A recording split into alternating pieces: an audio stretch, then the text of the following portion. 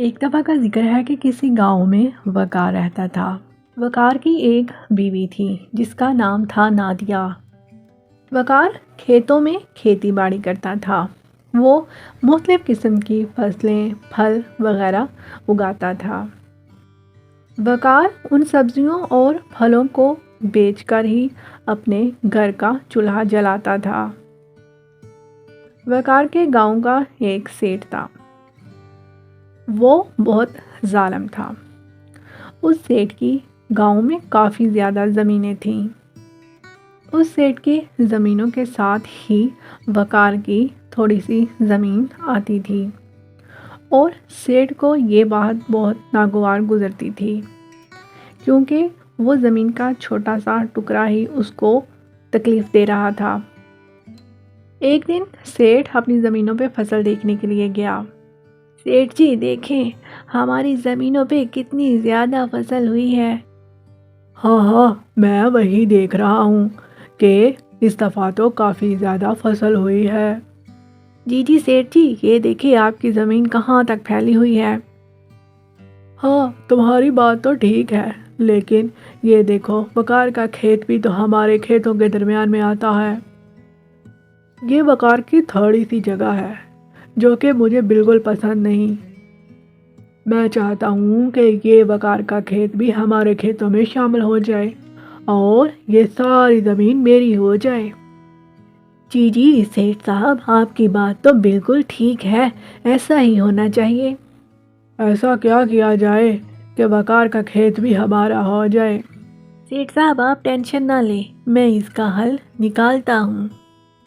یہ کہہ کر سیٹھ کا ملازم سیٹھ کو مشورہ دیتا ہے۔ سیٹھ کو اس کا مشورہ بہت پسند آتا ہے اور وہ اس کو کہتا ہے کہ تم اس مشورے پر عمل کرو۔ اگلے دن سیٹھ کا ملازم وقار کے گھر آتا ہے۔ کیا بات ہے بھائی، آج تو ہمارے گھر کدھر سے آ گئے؟ مجھے گاؤں کے سیٹھ نے بھیجا ہے اور وہ مجھے کہہ رہے تھے کہ وقار ایک بہت ہی اچھا آدمی ہے۔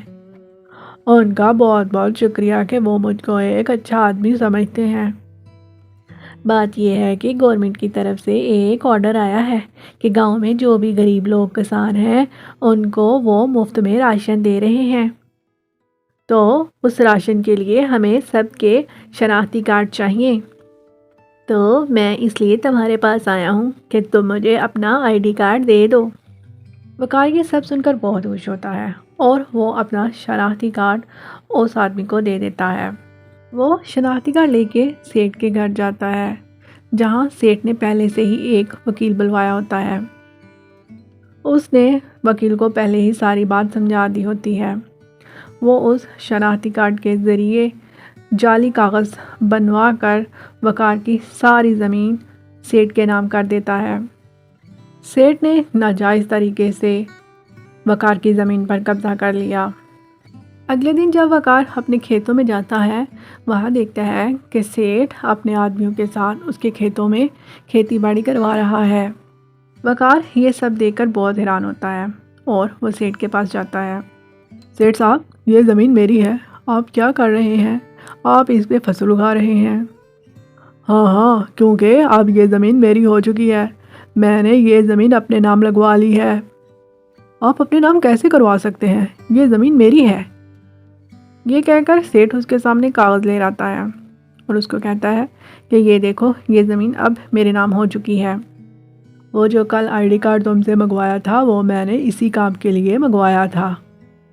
گورنمنٹ کوئی بھی راشن غریبوں کو نہیں دے رہی، میں نے دھوکے سے تم سے یہ شناختی کارڈ منگوایا تھا اور آج سے یہ زمین میری ہوئی۔ نہیں سیٹھ صاحب، ایسا ظلم مت کریں، میرے چھوٹے چھوٹے بچے ہیں، وہ بھوکے مر جائیں گے۔ ان کو مرنے دو، میں کیا کروں، میں نے تمہارے بچوں کا ٹھیکہ لیا ہوا ہے۔ وقار اس سیٹھ کو بہت کہتا ہے کہ یہی زمین میری روزگار کا ذریعہ ہے، لیکن وہ سیٹھ اس کی ایک بات نہیں مانتا اور اس کو کہتا ہے کہ یہاں سے چلے جاؤ۔ وقار وہاں سے پریشانی کے عالم میں گھر واپس آ جاتا ہے اور جب وہ گھر آتا ہے تو اس کی بیوی اس سے پوچھتی ہے، کیا بات ہے، آپ پریشان کیوں لگ رہے ہیں؟ کیا بتاؤں، ہمارے ساتھ بہت بڑا دھوکہ ہو گیا ہے۔ کیوں؟ کیا دھوکا ہوا ہے؟ وہ جو کل سیٹ کا ملازم ہم سے شناختی کارڈ لینے آیا تھا کہ تم لوگوں کو راشن ملے گا، تو وہ جھوٹ بول رہا تھا۔ وہ ہمارا آئی ڈی کارڈ دھوکے سے لے کر گیا ہے اور سیٹ نے ہماری زمین اپنے نام کروا لی ہے۔ کیا سچ میں سیٹ نے ایسا کیا ہے؟ ہاں، اس نے سچ میں ایسا کیا ہے۔ اب ہمارے پاس کچھ بھی نہیں بچا، اب ہم بھوکے مر جائیں گے۔ سیٹ نے ہمارے ساتھ ایسا کیوں کیا ہے؟ ہم نے اس کا کیا بگاڑا تھا؟ میں اب کیا بتا سکتا ہوں، ہم تو لٹ گئے، برباد ہو گئے ہیں۔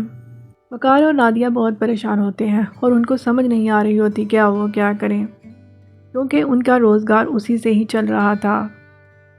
اگلے دن ان کے پاس کھانے کے لیے کچھ نہیں ہوتا اور نادیہ وقار کو کہتی ہے کہ آپ ایسا کرو، جاؤ ندی سے کچھ مچھلیاں پکڑ کر لے آؤ۔ وقار یہ سن کر ندی کی طرف چل پڑتا ہے اور وہاں جا کر وہ مچھلیاں پکڑنے لگتا ہے۔ کچھ مچھلیاں اس کے جال میں پھنس جاتی ہیں اور وہ ان مچھلیوں کو لے کر گھر کی طرف چل پڑتا ہے۔ جب وہ گھر کی طرف آ رہا ہوتا ہے تو راستے میں اس کو ایک غریب عورت نظر آتی ہے۔